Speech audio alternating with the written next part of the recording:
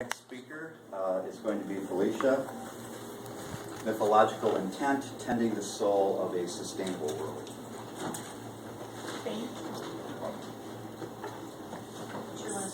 Felicia Chavez, CHAVs. And Jesse kindly put all of our materials on this website. So a bit about myself. Briefly, I spent my junior high and high school years being very pissed off about the human race and their treatment of animals and the planet, and it was further reinforced by what I viewed as the petty, shallow behavior of many of my classmates talking about their hair and their These observations only served to concretize my belief that human beings were sick and hopeless, period.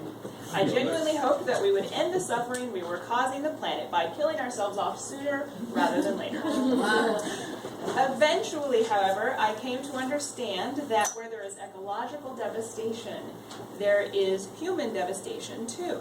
So mudslides caused by clear cuts smashing through people's homes, flame retardants in baby toys, literally toxic human breast milk, factory farm effluent in drinking water, and of course there's a very long list.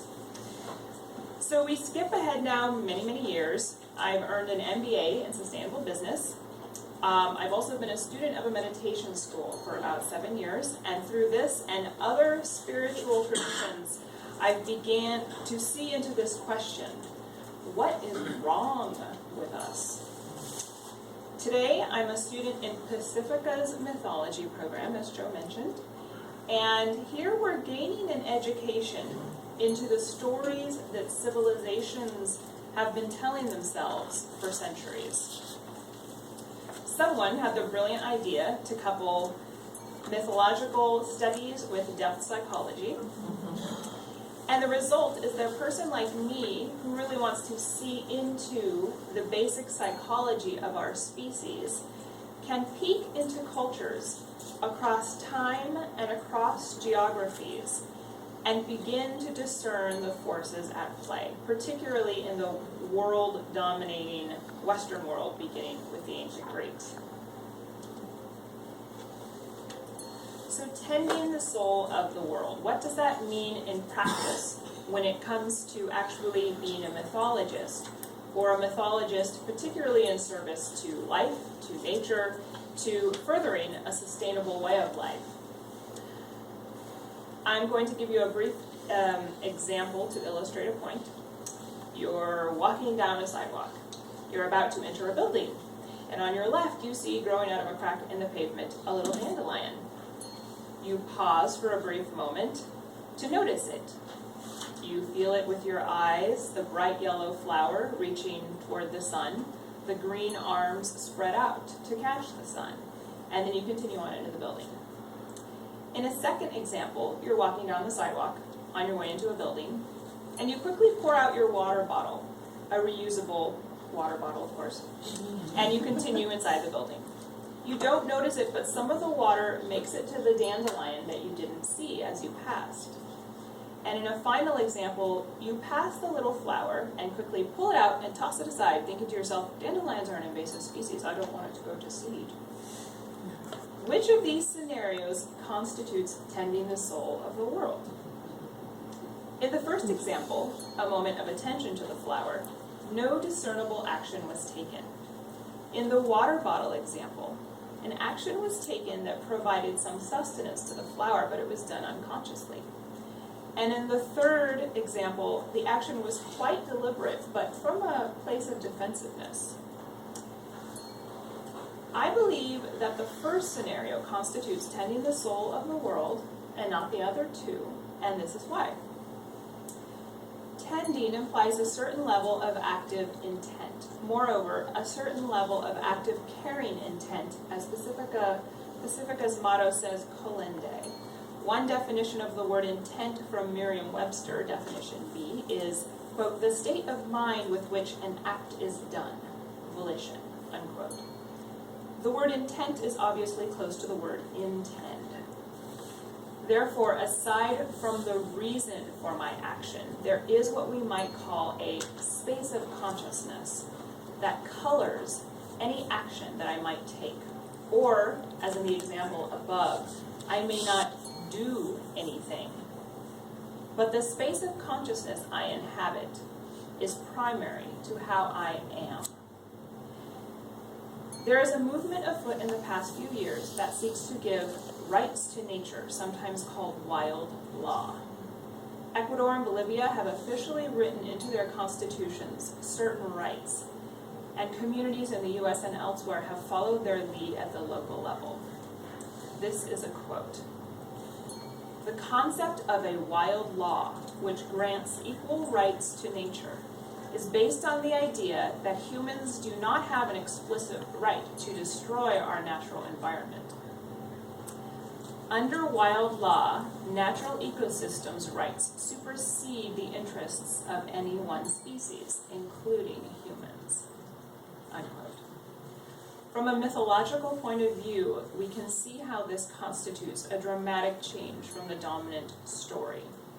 No longer is man the measure of all things, but rather nature is elevated in the minds and hearts of human beings to equal or even greater status. That is what I was looking for as a pissed-off adolescent. Cormac Cullinan is one of the foremost proponents of this movement, and he speaks with great heart. And perhaps the idea, wild law, is so inspired that it can't help but be carried through with grace, and does not become an issue that is wielded as a weapon of ideological self-righteousness, as seems to be the case with some tactics. But this is where the role of the mythologist could come in, to recognize that there is a story at work in the first place, and to point to it, to highlight the belief system inherent to it, and to explain its history, and to offer some insight into how this story impacted the society in which it was or is active. Story or myth, like money, like fire, is an active resource that is neither inherently good nor bad.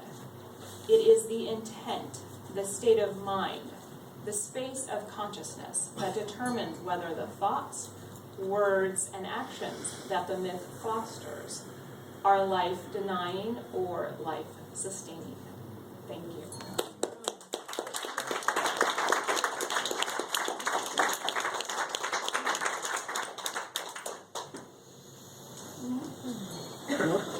My comment or question, not specifically aimed at you, but we just heard the third presentation.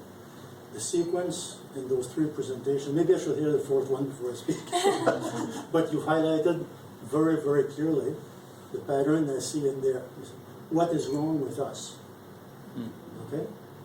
Well, what is important to me in that, the way you worded it clearly, as opposed to the two predecessors, to me it makes me realize what my myth is. Because I've been living on the myth of what's good with us.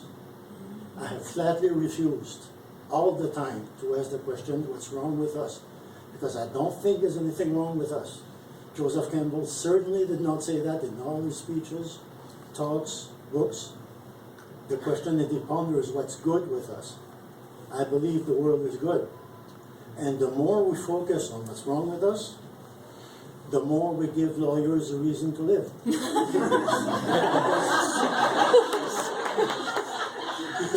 what do lawyers live on? Why do we need the justice system? People argue with each other. The more we tell them we're wrong and try to fix the wrong, the more wrong comes out. I'm sure most of you have raised kids. Same thing. When I do a lot of teaching, I never ever tell students what they do wrong. Never use that, because I reinforce what they miss. Okay? So I think, well, that's my myth anyway. Thank you. I want to go back to those three examples and kind of juxtapose it to a different set of examples. And it kind of echoes what this gentleman was just saying. This example comes from the Castaneda series, the Don Juan, the teachings of Don Juan. Whether you read it or not, it's a little import, but Don Juan is a Mexican sorcerer, and Castaneda